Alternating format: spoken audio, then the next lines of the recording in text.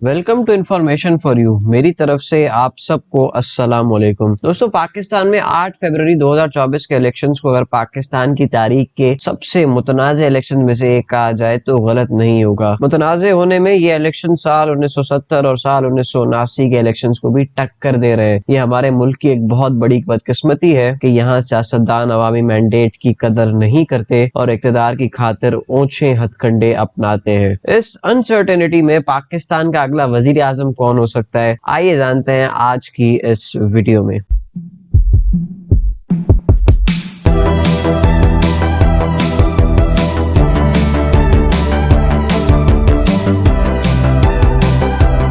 दोस्तों, 8 फरवरी को जब इलेक्शंस हुए तो सबसे पहले तो रिजल्ट्स कंपाइल करने में अनप्रेसिडेंटेड ताखीर की गई। इसके बाद रात को इलेक्शंस के नताइज आना तक रुक गए। इस वक्त तक इंडिपेंडेंट्स क्लियरली कौमी असेंबली में लीड कर रहे थे, लेकिन 9 फरवरी का सूरज तुलू होते ही रिजल्ट्स तब्दील होना शुरू हुए। ऐसे कई पीटीआई के हिमायत याफ्ता इंडिपेंडेंट कैंडिडेट्स के एग्जाम्पल्स मौजूद हैं जो शुरू में लीड कर रहे थे और बाद में उनके वोट्स कम हो गए। इनमें रेहाना डार, सलमान अकरम राजा, आलमगीर खान, राजा बशारत, मेहरबानो कुरैशी, डॉक्टर यास्मीन राशिद समेत पीटीआई के दावे के मुताबिक 84 लोग शामिल हैं। यूं इलेक्शंस के हतमी नताइज के मुताबिक पीटीआई के इंडिपेंडेंट्स 92, पीएमएलएन 76 और पीपीपी 54 सीटें जीतने में कामयाब हुई। पीटीआई नताइज को मुस्तरद करती रही है और इसका दावा है कि फॉर्म 45 के मुताबिक इसके हिमायत याफ्ता जीतने वाले कैंडिडेट्स की तादाद 177 है और इन इलेक्शंस में काफी ज्यादा धांधली हुई है। आलमी मीडिया ने भी यही कहा है और बरतानवी अखबार द इकोनॉमिस्ट ने तो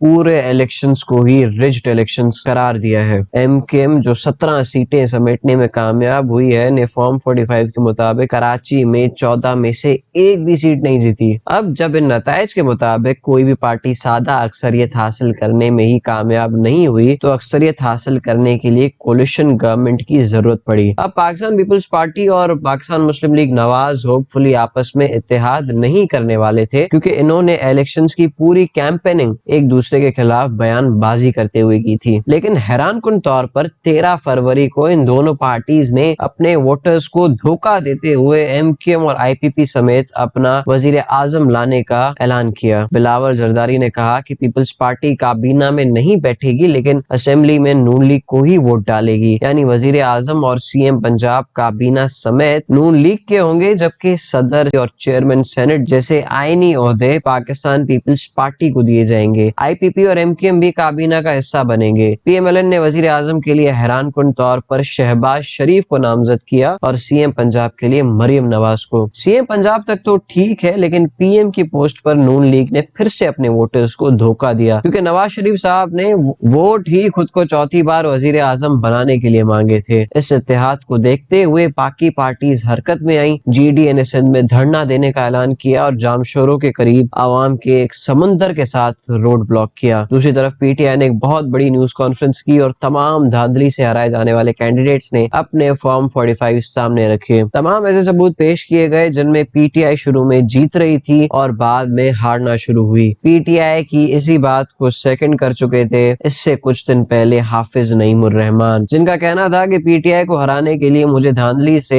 सूबाई असेंबली की सीट पर जिताया गया और मैं इतना जर्फ रखता हूं कि मैं ये सीट ना लूं। यानी धांधली तो हुई थी लेकिन इसका कोई उतना ठोस सबूत या गवाह नहीं मिल रहा था। बिल आखिर वो भी मिला 17 फरवरी 2024 को चीफ कमिश्नर रावलपिंडी की सूरत में। इन्होंने एक प्रेस कॉन्फ्रेंस की जिसमें इन्होंने इलेक्शंस में संगीन धांधली का इंकशाफ करते हुए इस्तीफा दे दिया। अब ऐसे में क्या पीटीआई को उनकी खोई हुई सीट्स वापस मिलेंगी या नहीं, ये हमारी अदलिया का एक बहुत बड़ा इम्तिहान होगा। और दोस्तों, यहीं पर आज की इस वीडियो का भी इख्तिताम होता है। हमारी दुआ है कि पाकिस्तान का अगला वजीर आजम नेक, साले और विजनरी हो और पाकिस्तान की बेहतरी के लिए हर वो काम करे जो उसके बस में हो। और दोस्तों, यहीं पर मुझे दें इजाजत, मैं मिलूंगा आपसे किसी नेक्स्ट अच्छी वीडियो में। तब तक के लिए अपना बहुत ख्याल रखिएगा। अल्लाह हाफिज।